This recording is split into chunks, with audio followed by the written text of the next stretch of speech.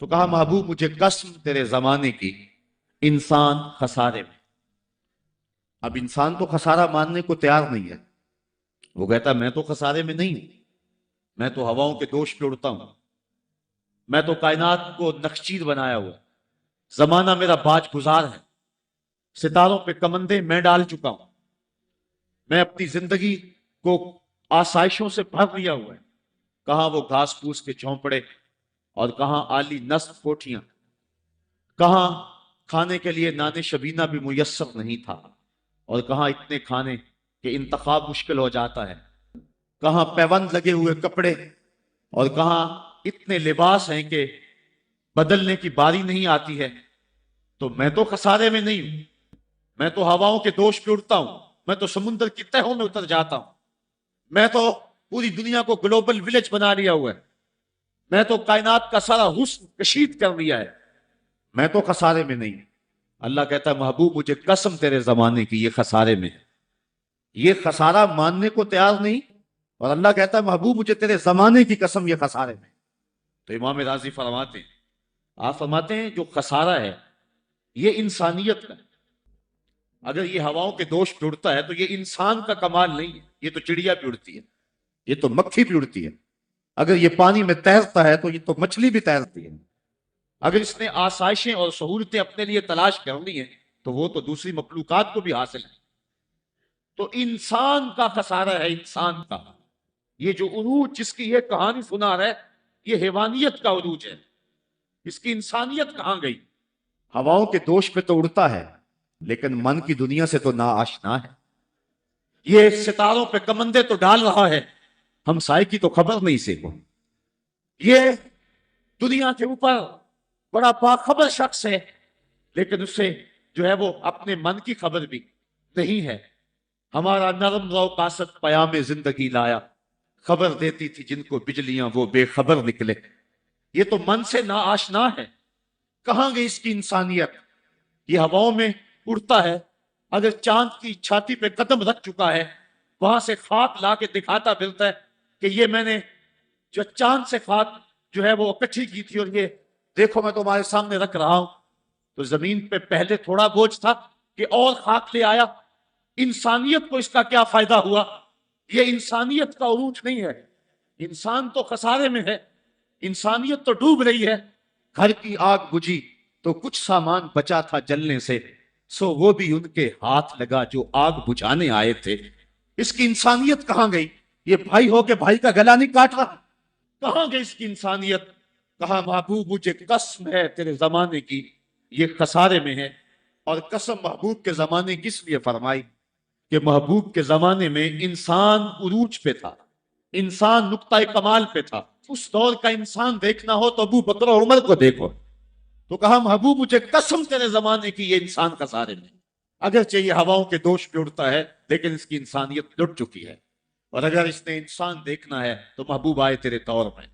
یہ تو بھائی بھائی کا گلا کاٹ رہے، خون سفید ہو گیا، ایکسیڈنٹ میں جو بچ جاتے ہیں وہ مرنے والوں کی گھڑیاں اتارتے ہیں۔ اس کی تو حالت انسانی جو ہے وہ برباد ہو چکی ہے، لیکن حسن دیکھنا ہے انسانیت کا تو آئے تیرے دور میں۔ جب ایک شخص زخموں سے چور تڑپ رہا ہے اور کہتا ہے العطش، بھائی مجھے پیاس لگی، ایک بندہ کہیں سے پانی کا پیالہ لیے اس کی پیاس بجھانے کے لیے آگے بڑھتا ہے اور اس کو پانی دیتا ہے، اور وہ بھی ہونٹوں تک لے آتا ہے کہ دوسری طرف سے آواز آتی ہے العطش، تو یہ پیالہ اسی وقت پیچھے کر دیتا ہے اور کہتا ہے میرے بھائی کو شاید زیادہ پیاس لگی ہے، پہلے اسے دے دو مجھے بعد میں دینا۔ اور یہ جب اس کے پاس جاتا ہے اور وہ پانی پینے لگتا ہے تو تیسری جگہ سے آواز آتی ہے، یہ اسے پانی دیتا ہے تو چوتھی جگہ سے آواز آتی ہے، حتیٰ کہ 7 اشخاص کے پاس پانی لے کے جاتا ہے اور ہر ایک آگے ترجیح دیتا ہے، اور جب وہ 7ویں شخص کے پاس پہنچتا ہے تو پہلے کے کرانے کی آواز بڑھ جاتی ہے، یہ کہتا ہے پیچھے بھاگ، پہلے اسے پانی دے، اور جب یہ پلٹ کے آتا ہے تو اس کی روح پرواز کر جاتی، پھر دوسرے کے پاس جاتا ہے تو اس کی روح پرواز کر جاتی۔ پانی کا ایک پیالہ اور 7 آدمی زندگی اور موت کی کشمکش میں، نزا کا عالم، اور ایک دوسرے کو ترجیح دے رہے ہیں۔ کہا یہ تھا حسن انسانیت کا۔ محبوب جو تیرے زمانے میں تھا، مجھے قسم تیرے زمانے کی یہ انسان خسارے میں ہے۔ اگر خسارے سے بچنا ہے تو دامن محمد کا تھامنا ہو۔ الا الذین آمنوا کا بیان اس پہ گواہی دے رہا۔ تو یہ انسان کا خسارہ ہے۔ انسانیت کا خسارہ ہے۔ شیخ زادہ نے بیضاوی کے حاشیے میں ایک اور خسارے کا پہلو بیان کیا حضرت علی المرتضیٰ رضی اللہ تعالی عنہ سے۔ آپ فرماتے ہیں خسارہ یہ ہے، یہ انسان کی جو سانسیں، ہم لمحہ لمحہ سمجھتے ہیں کہ ہم بڑے ہو رہے ہیں لیکن ہم موت کے قریب ہو رہے ہیں۔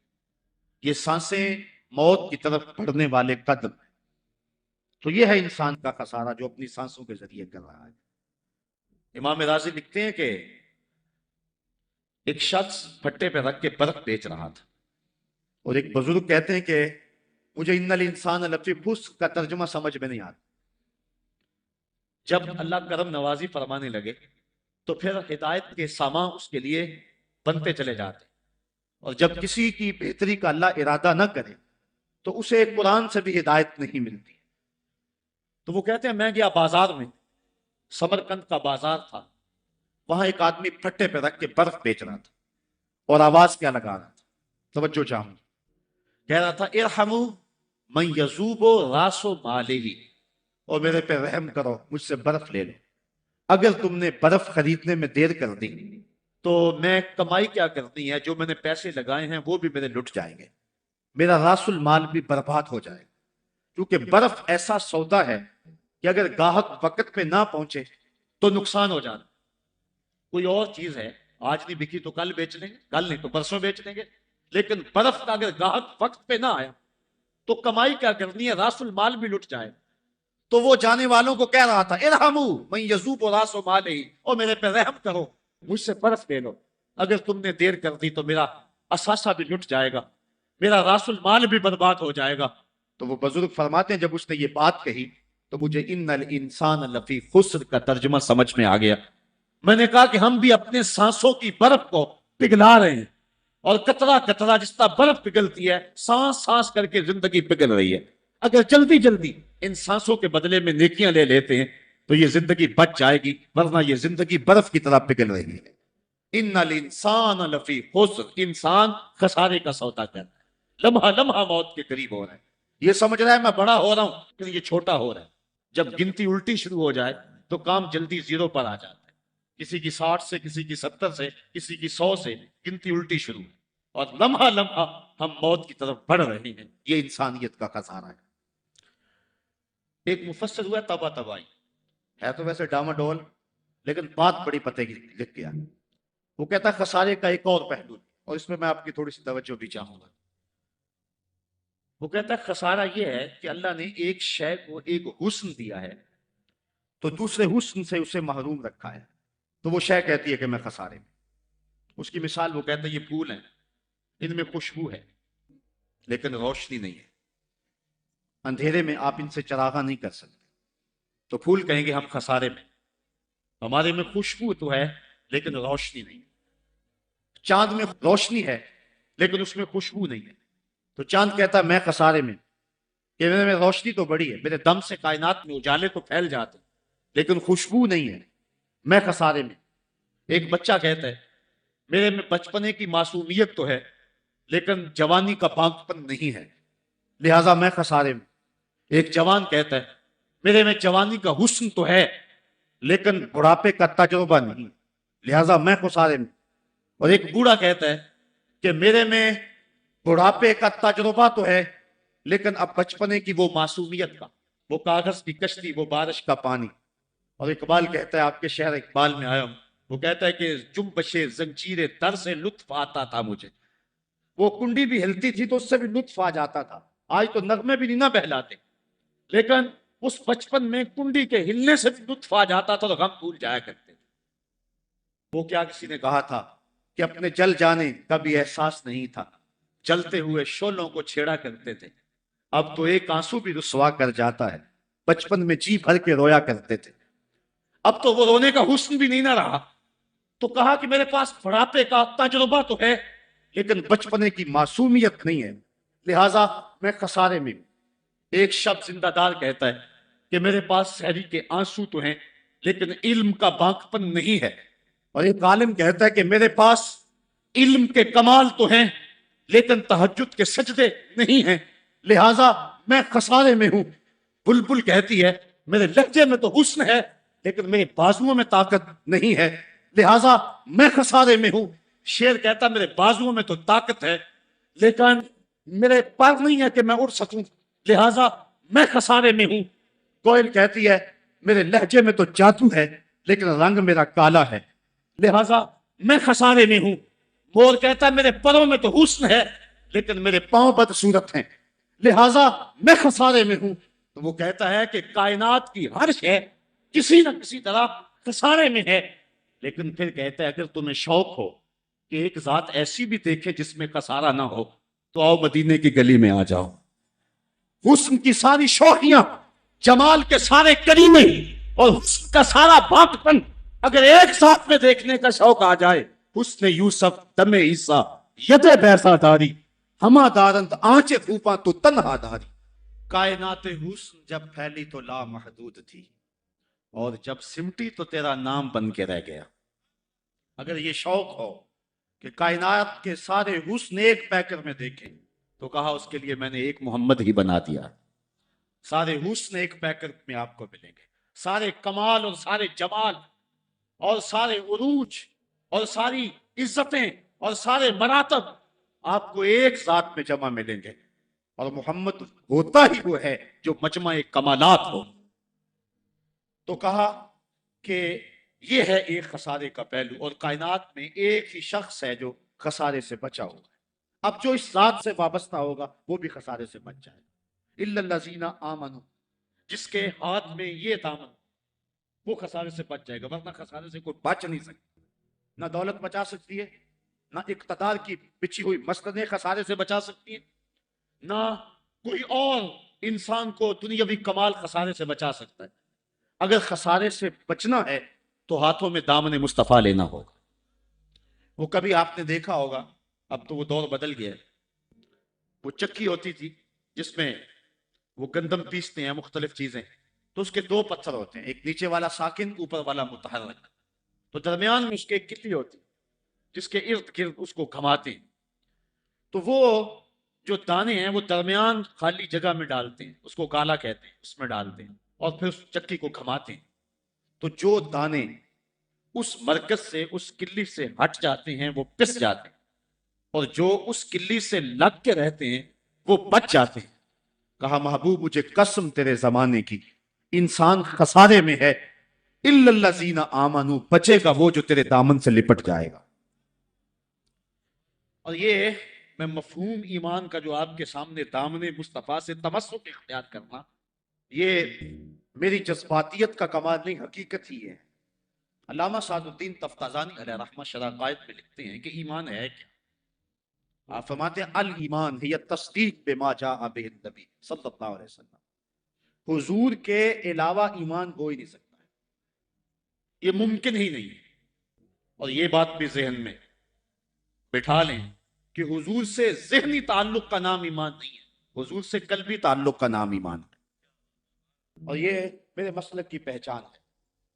صرف ذہنی تعلق کا نام ایمان نہیں ہے، قلبی تعلق کا نام ایمان ہے۔ اس کو مزید سہل کروں تو حضور کو نبی جاننے کا نام ایمان نہیں ہے، نبی ماننے کا نام ایمان۔ ورنہ کتنے لوگ تھے جانتے تھے لیکن ایمان نہ لائے۔ الذین آتیناہم الکتاب یعرفونہ کما یعرفون ابناءہم، جن کو ہم نے کتاب دی وہ ایسے جانتے تھے جس طرح بیٹوں کو جانا کرتے، لیکن اس کے باوجود ایمان نصیب نہیں ہوا۔ ایمان جاننے کا نام نہیں ہے، ایمان ماننے کا نام۔ پھول کو بلبل جانتی نہیں مانتی ہے، اگر مانتی نہ ہوتی تو پھول کے گرد رقص سے بسمل کے تماشے نہ کرتی۔ شمع کو جانتے سارے ہیں لیکن مانتا صرف پروانہ ہے۔ تو ایمان جاننے کا نام نہیں ہے، ایمان ماننے کا نام ہے۔ اور جہاں تک جاننا بمعنی ادراک تو وہ تو آج تک میرے رسول کو کوئی جان ہی نہ سکا۔ سب سے زیادہ قربت تو حضرت سیدنا صدیق اکبر رضی اللہ تعالیٰ عنہ کو حاصل، ان کو بھی کہہ دیا یا ابا بکر لم یعرفنی حقیقتا غیر ربی، سفر و حضر میں میرے ساتھ رہے، سن لو میری حقیقت کو میرے رب کے علاوہ کوئی بھی نہیں جانتا ہے۔ بلکہ ایک مقام پہ فرمایا لی مع اللہ وقت لا یسعنی فیہ نبی مرسل ولا ملک مقرب، میرا اور میرے رب کا معاملہ ایسا ہے کہ درمیان میں نہ کوئی نبی آ سکتا ہے نہ کوئی رسول اور پیغمبر آ سکتا ہے، اور نہ کوئی فرشتہ مقرب درمیان میں آ سکتا ہے۔ تو جہاں تک تعلق ہے حضور کو جاننے کا بمانہ ادراک، تو آج تک حضور کو اللہ کے علاوہ کوئی جان ہی نہیں سکا ہے۔ مولوی کا تو دماغ خراب ہو گیا کہ وہ مسجد میں ترازو رکھ کے بیٹھ گیا اور نبی کو تولنے لگا۔ میں تو کہا کرتا ہوں ڈٹھے ورق قرآن دے پھول سارے، تیری شان جیا نہیں کوئی ہور ڈٹھا، تیری شان دا کرے مقابلہ جیڑا انہوں عاشقاں اصلی چور ڈٹھا۔ کوئی نور آکھے کوئی بشر آکھے، پیندا رات دنے ایہو شور ڈٹھا، اللہ والیاں گل مکا دیتی تساں ہور ڈٹھا ساں ہور ڈٹھا۔ تم نے پتہ نہیں کس کو دیکھا ہے جو سکی بیٹی کو بھی نہیں بخشوا سکتا۔ لاہور قصر نور میں ایک شخص، آپ بھی سارے جانتے ہیں، میرا نام لینے کا مزاج نہیں ہے، ٹیلی ویژن پہ بھی وہ چیختا ہے، تو وہ کہنے لگا کہ نبی تو سکی بیٹی کو بھی نہیں بخشوا سکتا۔ تو میں نے بعد میں اٹھ کے کہا، میں نے کہا لوگوں، آج تو لوگ اسے ووٹ نہیں دیتے جو تھانے سے نہ چھڑا سکے، سنبھلتا نہیں جن سے اپنا دوپٹہ، سنبھالیں گے کیا وہ کلیجہ کسی کا۔ جو تھانے سے نہ چھڑا سکے لوگ اسے ووٹ نہیں دیتے، اور جو اپنی بیٹی کو بھی نہ بخشوا سکے پھر کلمہ پڑھنے کا فائدہ کیا؟ جو افراد خانہ کی بگڑی بھی نہیں بنا سکتا، جو سکی بیٹی کو بھی نہیں بخشوا سکتا۔ میں نے کہا میاں تم اس کی بات کرتے ہو جو سکی بیٹی کو بخشوا نہیں سکتا، ہم تو اس کے قصیدے پڑھتے ہیں جس نے کہا فاطمہ تو جنتی عورتوں کی سردار ہے۔ تم اس کی بات کرتے ہو جس کے چاہنے سے کچھ نہیں ہوتا، ہم تو اس کی بات کرتے ہیں جس کی انگلی اٹھے اور چاند کے ٹکڑے ہو جائیں، اور سڑیاں کھجوراں اگا جاندا ہے، اور پتھراں نو کلمے پڑھا جاندا ہے، قطرے کو سمندر ذرے کو ستارہ کرتے ہیں، کونین کو خم آ جاتا ہے جب زلف سنوارا کرتے ہیں۔ ہم تو اس نبی کو ماننے اور جاننے والے ہیں۔ می وریا کستوریاں دا جدو یار نچوڑیاں زلفاں، می وریا کستوریاں دا جدو یار نچوڑیاں زلفاں، تے قبلہ اوتے بنیا سائم جتے یار نے موڑیاں زلفاں۔ وہ تو رخ پھیر دے تو خدا قبلے نہیں بدل دیتا۔ لوگ کہتے ہیں چاہنے سے کچھ نہیں ہوتا، میں کہتا ہوں ساری دنیا ایک مصطفیٰ کی چاہت پہ ہے۔ قبیلہ بنو سلیم کی مسجد ہے، 4 رکعتی نماز ہے، 2 رکعت پڑھی جا چکی ہے، 2 رکعت ابھی باقی۔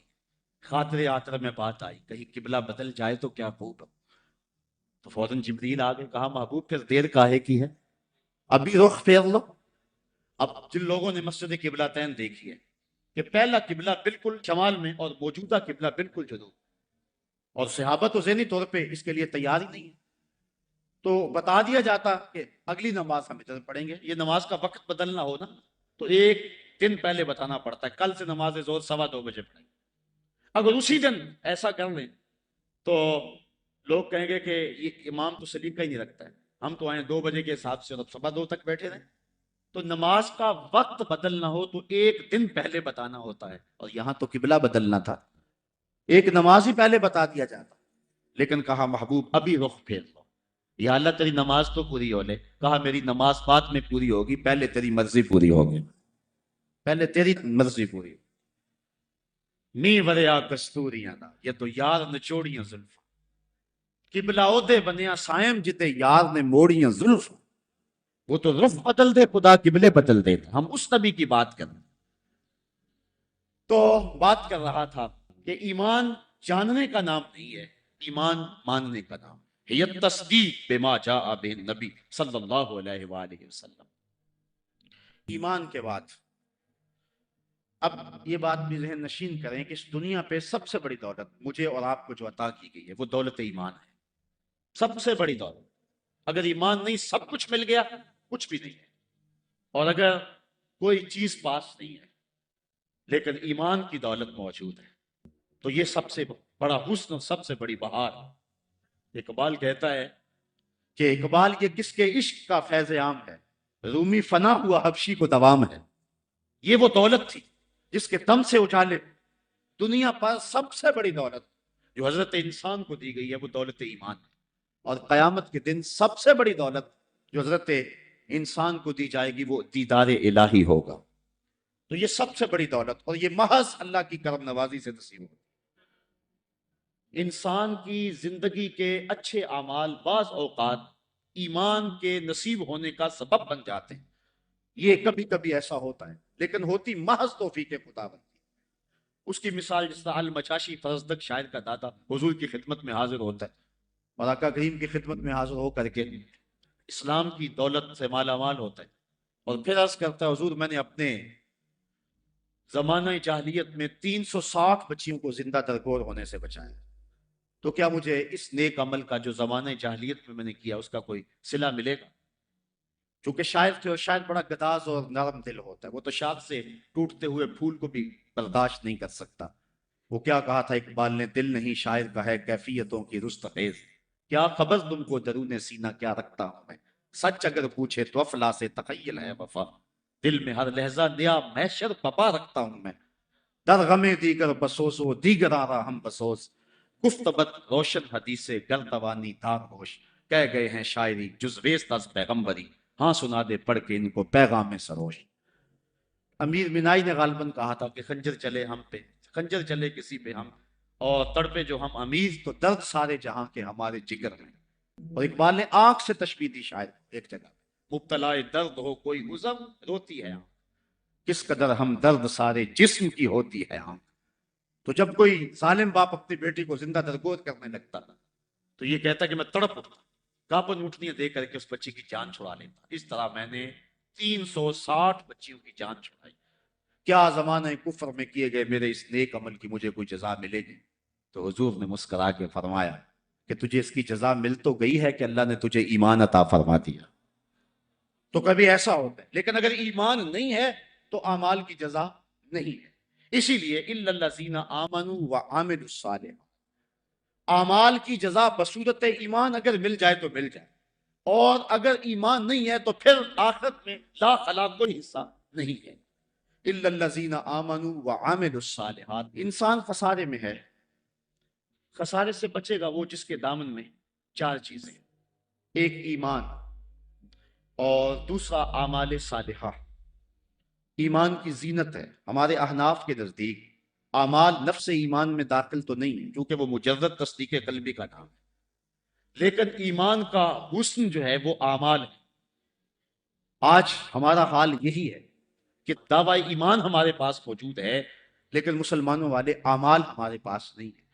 تیرے صوفے ہیں فرنگی، تیرے کالی ہیں ایرانی، خون کے آنسو رلاتی ہے جوانوں کی تن آسانی، ہر کوئی مست مئے ذوق تن آسانی ہے، تم مسلمان ہو یہ انداز مسلمانی، حیدری فقر ہے نئے دولت عثمانی ہے، تم کو اسلاف سے کیا نسبت روحانی ہے، وہ معزز تھے زمانے میں مسلمان ہو کر، اور تم خار ہوئے وہ تارک قرآن ہو کر۔ آج ہم صرف دعوے کی حد تک، شکوے میں اقبال جب چیخ چیخ کے کہتا ہے کہ تیرے کعبے کو جبینوں سے بسایا ہم نے، نو انسانی کو غلامی سے چھڑایا ہم نے، صفائے داہر سے باطل کو مٹایا ہم نے، تیرے قرآن کو سینوں سے لگایا ہم نے، پھر بھی گلا ہے ہم سے کہ وفادار نہیں، ہم وفادار نہیں تو بھی تو دلدار نہیں۔ تو جب اس کا جواب آتا ہے تو سنیے، لہجہ تھوڑا سا بدلا، کہ میرے کعبے کو جبینوں سے بسایا کس نے، نو انسانی کو غلامی سے چھڑایا کس نے، صفائے دہر سے باطل کو مٹایا کس نے، میرے قرآن کو سینوں سے لگایا کس نے، تھے تو آباب تمہارے ہی مگر تم کیا ہو، ہاتھ پہ ہاتھ درے منتظر فردا ہو۔ ذرا کبھی اپنے اندر جھانک کر کے دیکھا کہ ہم ہیں کہاں اور کس جگہ پہ کھڑے ہوئے ہیں۔ آج ہم مسلمان ہونے کی بات کرتے ہیں، لیکن کبھی دیکھیں کہ ہمارے عمل کی پوزیشن اور حالت کیا ہے، آج ہم کس جگہ پہ کھڑے ہوئے ہیں۔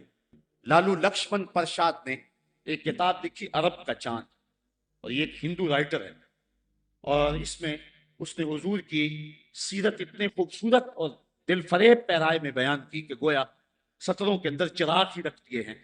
تو کسی نے سوامی لکشمن پرشاد سے پوچھا کہ تو نے مسلمانوں کے نبی پر اتنی خوبصورت سیرت کی کتاب لکھی ہے، تو حضور کا غلام کیوں نہیں بن جاتا؟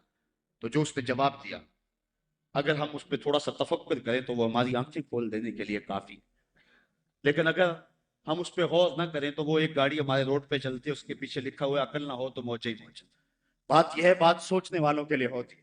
تو سوامی نے جواب دیا تھا کہ جب میں نے حضور کی سیرت لکھنے کے لیے امہات کتب سیر کو پڑھا تو یہ جذبہ میرے سینے میں بھی گڑائیاں لینے لگا کہ میں اس نبی کا غلام کیوں نہیں بن جاتا۔ لیکن جب میں مسلمانوں کے کردار کو دیکھتا ہوں تو میں کہتا ہوں میں ہندو ہی ٹھیک ہوں۔ ہمارا کردار لوگوں کے ایمان کے راستے میں رکاوٹ بنا، اور ایک زمانہ تھا کہ ہماری میتیں بھی ایمان دیا کرتی تھی۔ امام محمد کا جب جنازہ اٹھا تو پورا پسرا امڑ آیا. یہودی عیسائی کہنے لگے مسلمانوں کا امام جا رہا ہے اور اس کا آخری دیدار ہے، چلو تم بھی آخری دیدار میں شامل ہو جاؤ، جنازے میں شامل ہو جاؤ. لوگ ذوق و شوق کی فراوانی میں آگے بڑھ بڑھ کے جنازے کی چارپائی کو کندھا دے رہے تھے. تو اگر کسی عیسائی اور کسی یہودی کا جی چاہا کہ میں بھی مسلمانوں کے امام کے جنازے کی چارپائی کو کندھا دوں، تو ہمیں تاریخ بتاتی ہے پھر جس کا کندھا امام محمد کے جنازے کی چارپائی کو چھوا اس کے لبوں پہ کلمہ جاری ہو گئے. ہمارے بزرگوں کی تو لاشیں بھی کلمہ دیا کرتی تھی، اور آج ہماری زندہ لاشیں لوگوں کے ایمان کے راستے کے اندر رکاوٹ بنی. ہم کبھی غور کریں، رو رہی ہے آج ایک ٹوٹی ہوئی مینا اسے، کل تلک گردش میں جس ساکی کے پیمانے رہے. خیر تو ساکی سہی لیکن پلائے گا کسے، اب نہ میں کش رہے باقی نہ میں خانے رہے. رو رہے ہیں آج وہ دشت جنو پرور جہاں، رقص میں لیلا رہی لیلا کے دیوانے رہے. پائے ناکامی متائے کارواں جاتا رہا، کارواں کے دل سے احساس زیاں جاتا رہا. جن انگاروں پہ اس وقت میں اور امت مسلمہ اور آپ کھڑے ہیں، کون اس سے بے خبر نہیں ہے؟ کابل میں کون لٹ رہا ہے؟ کندھار میں کس کی گردنیں کاٹی جا رہی ہیں؟ اور شبرغان کے اندر کس کے بالوں کو نوچ کر کے زخموں میں تیزاب چھڑکا جا رہا ہے؟ غزہ کی پٹی میں کس کے بچے ذبح کیے جا رہے ہیں؟ موصل میں احمد کس محمد بن قاسم کو پکار رہی ہے؟ کندھار میں، کابل میں، دشت لیلا میں، تورا بورا میں، کسووا میں اور دریائے آمو کے دونوں کناروں پر جو قیامت پپا ہے، کبھی ہم نے احساس کیا 1 ارب 40 کروڑ انسان اس وقت خانمہ برباد ہیں. 56 اسلامی ریاستیں آج بے بس نظر آتی ہیں اور بے حسی کی ایسی چادر اوپر تنی ہوئی ہے کہ کسی کو احساس ہی نہیں ہو رہا اور متاع کارواں بھی لٹا چلا جا رہا ہے. ہم تو صرف 313 تھے اور دنیا کو ناکو چنے چبوا کے رکھ دیے. تاریخ اس واقعہ کو کبھی نہیں بھول سکتی جب ابو جہل نے اپنا سفیر بھیجا اور اپنا جاسوس بھیجا عمیر کہ جا مسلمانوں کو دیکھ کر کے آ کتنے. تو واپس آ کے اس نے جو خبر دی وہ بڑی حوصلہ افزا تھی، اس کے لیے حوصلہ افزا تھی. اس نے صنادید قریش کو اکٹھا کر کے کہا کہ یہ عمیر کی رپورٹ سنو، یہ کہتا ہے صرف 3 اونٹ کھا سکیں گے، یعنی 300 سے اوپر نیچے، ان کے پاس اسلحے بھی پورے نہیں. تو میری مشاورت یہ ہے صبح لڑائی کی نوبت نہیں آئے گی، رسیاں اکٹھی کرو، صبح انہیں پکڑیں گے، اونٹوں کی پشتوں پہ جکڑیں گے اور جا کے حرم کعبہ کی دیواروں کے ساتھ باندھ دیں گے. جو بعد میں دور دور سے لوگ آیا کریں گے ان کو ان کا تماشا دکھایا کریں گے. یہ نئے لوگ تھے جنہوں نے ایک نئے دین کی داغ بیل ڈالی تھی. جب یہ ساری باتیں وہ کر چکا تو عمیر نے جو بات کہی تاریخ نے اس کو محفوظ کیا. عمیر کہنے لگا تم کہتے ہو رسیاں اکٹھی کرو، میں اس قوم کو دیکھ کے آیا ہوں، اگر میری بات مانتے ہو تو رات کی تاریکی میں بھاگ سکتے ہو تو بھاگ جاؤ. واللہ میں نے ایسے لوگ دیکھے، اس کے لفظ ہیں وَلَٰكِنْ رَأَيْتُ يَا مَعْشَرَ قُرَيْشٍ الْبَلَايَا تَحْمِلُ الْمَنَايَا. اے قریش کے سرداروں، اتنا بھی تکبر میں نہ آؤ. میں ان آنکھوں سے دیکھ کر کے آیا ہوں کہ یثرب کی اونٹنیاں اپنی پشتوں پہ نری موتیں اٹھا کے لے آئی اور وہ زخمی سانپوں کی طرح پیچ و تاب کھا رہے ہیں، اور کل ان میں سے کوئی مرے گا نہیں جب تک تم میں سے ایک ایک کو لڑ نہیں جاتا. تو اگر تمہارے اتنے لوگ مارے جائیں تو افسوس ہے تمہارے جینے پہ. تم کہتے ہو رسیاں اکٹھی کرو، میرا مشورہ ہے رات کی تاریکی میں بھاگ سکتے ہو تو بھاگ جاؤ. پھر اگلے دن عظیمت کی جو داستان مسلمانوں نے رقم کی، اس دن کو میرے رب نے بھی یوم فرقان کہہ کے پکارا. آج اگر ہم دیکھیں اپنے آپ کو، ہم کس جگہ پہ کھڑے ہیں؟ 1 ارب 40 کروڑ انسان اور یہ ہجوم اور 56 اسلامی ریاستیں، اور آج ہمارے اوپر جو حال ہے، آج ہے رسوا زمانے میں کلاه لالا رنگ، جو سراپا نازتے ہیں آج مجبور نیاز. آج ہم جس جگہ پہ کھڑے ہوئے کون نہیں جانتا ہے، ہر سمت دکھ ہی دکھ پھیلا ہوا ہے. ہمیں بڑی سنجیدگی سے سوچنے کی ضرورت ہے اور اپنے عمل کے محاسبے کی ضرورت ہے. یہ پچھلے دن گجرانوالہ میں بھی سڑکوں پہ لوگ نکل آئے تو میں بھی ان لوگوں میں شامل تھا. اور کون شخص ہے کہ جس کو امریکہ کے ساتھ ہمدردی ہوگی اور بش کے لیے دل میں کوئی نرم گوشہ ہوگا؟ وہ بدبخت شخص جس کی آستین کے ایک ایک تار سے مسلمانوں کا لہو ٹپکتا ہے. تو میں نے لوگوں کو جو جوش و غضب میں نعرے لگا رہے تھے، ایک بات میں نے کہی تھی، میں نے کہا تھا آج تم امریکہ سے ٹکرانے کی بات تو کر رہے ہو، لیکن کبھی اپنے آپ کو جھانک کر کے دیکھا تمہاری مسجدوں کی لیٹرینوں کے جو لوٹے ہیں وہ بھی تو زنجیروں سے بندھے ہوئے ہیں.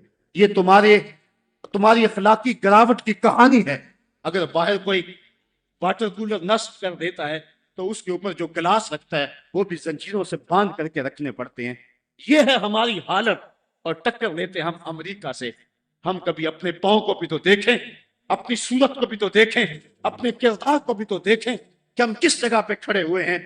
ایک اچھا مسلمان تو بننے کی بڑی دور کی بات ہے, ہم ابھی تک تو ایک قوم نہیں بن سکے ہیں. ہم نے غور کرنا ہے. الا الذین آمنوا وعملوا الصالحات. اسلام ہم سے عمل مانگتا ہے, صرف زبانی دعووں سے کچھ نہیں ہوگا. عمل سے ہم نے اس دعوے پہ دلیل فراہم کرنی ہے. وتواصوا بالحق وتواصوا بالصبر. حق اور صبر کی وصیت.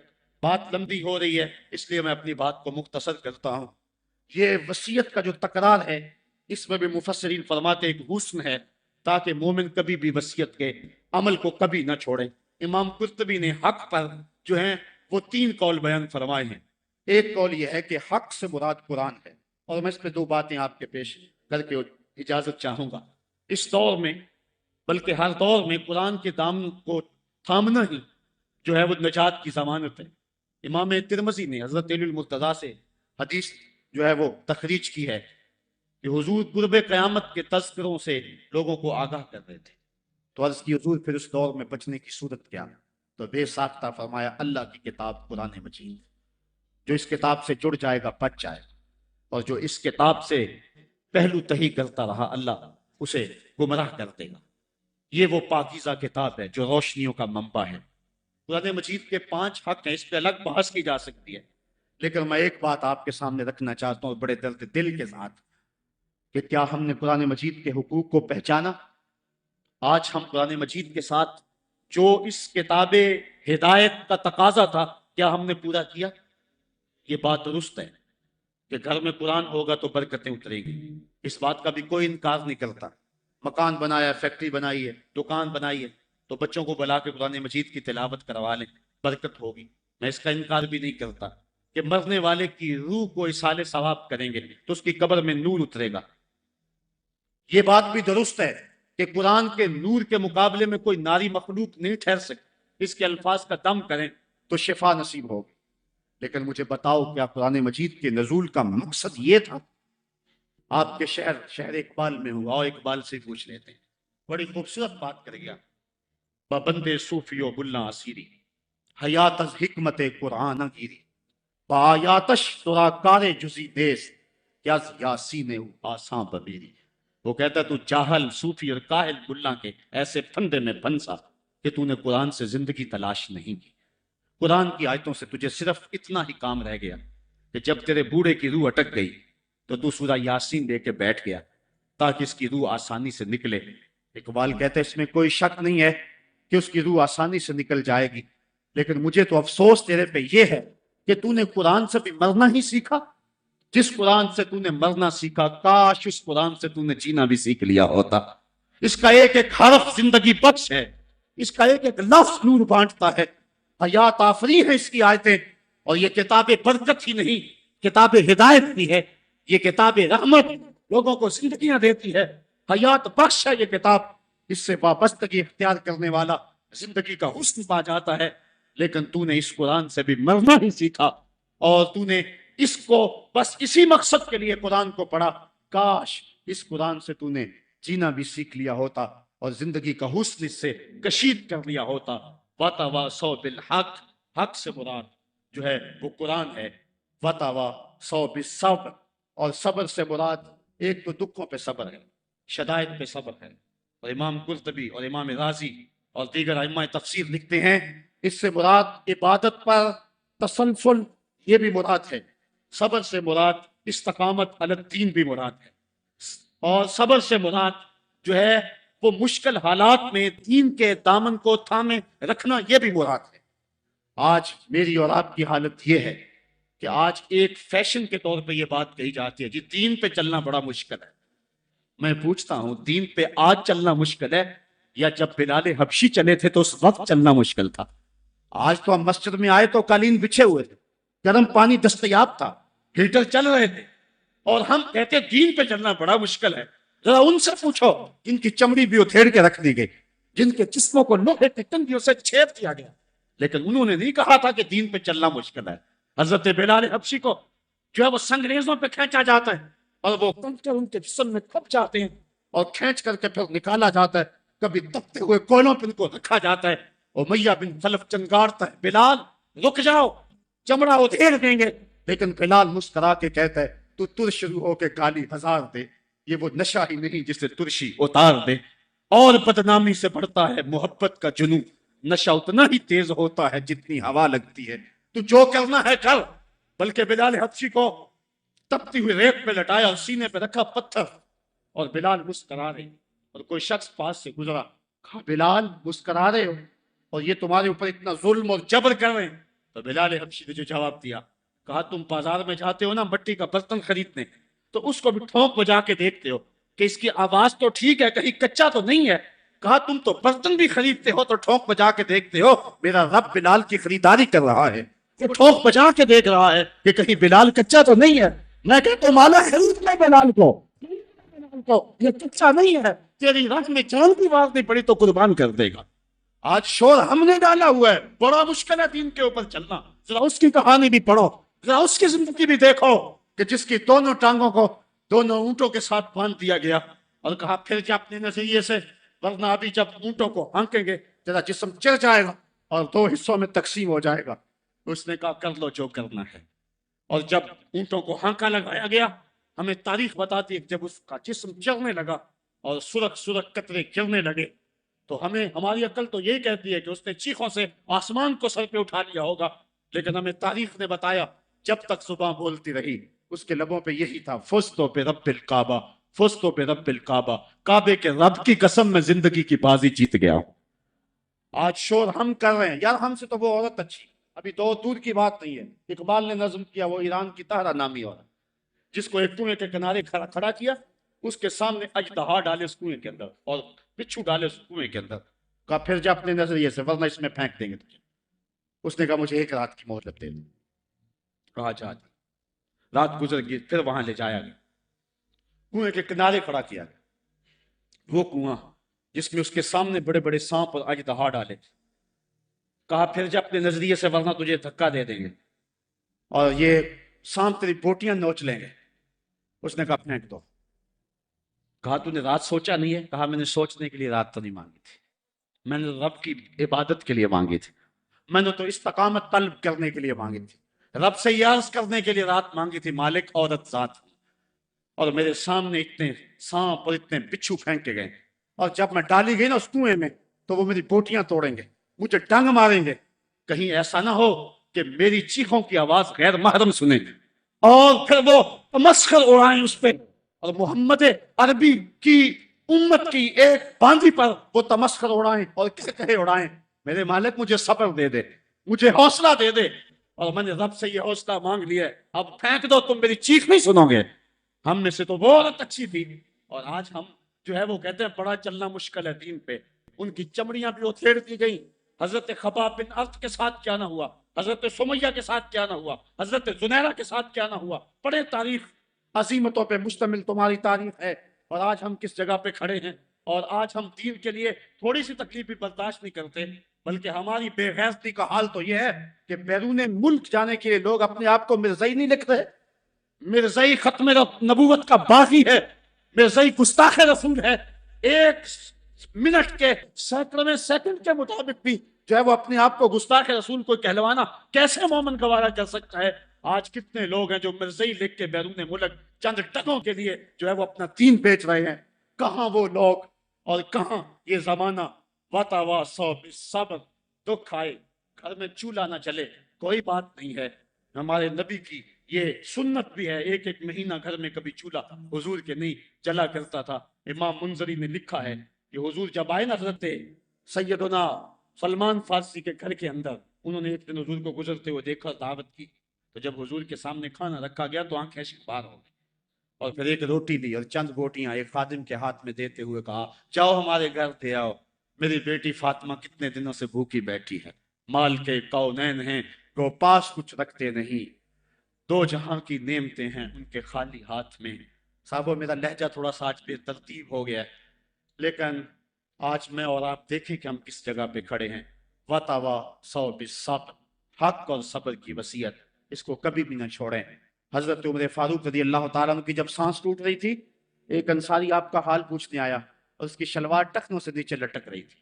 اس نے کہا حضرت آپ کا کیا حال ہے؟ کہا اللہ کا شکر ہے میرا حال تو ٹھیک ہے جوان، تیرا حال ٹھیک نہیں ہے۔ اس نے کہا حضرت کیا ہوا؟ کہا یہ شلوار اوپر کر دے، یہ تہبند اوپر کر دے، ایک تو تیرے کپڑے ناپاک ہونے سے بچ جائیں گے، دوسرا تیرا رب بھی راضی ہو جائے گا۔ اور اس کے بعد آپ کی سانس ٹوٹ گئی اور دائی اجل کو لبیک کہہ گئے۔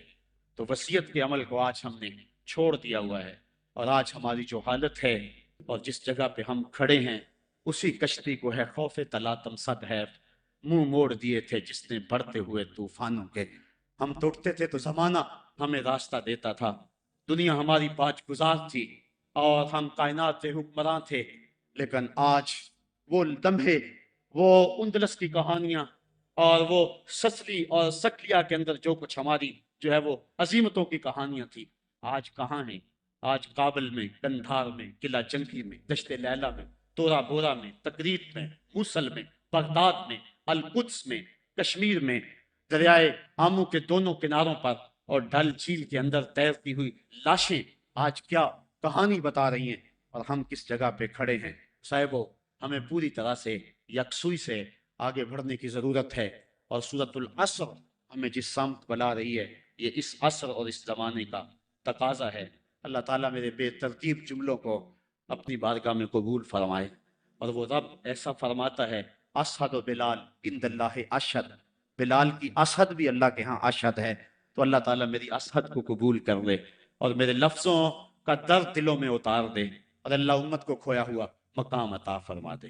کار ما آخر شدو آخر زما کار نشد، مشتے خاکے ما غبارے کوچائے یارے نشد۔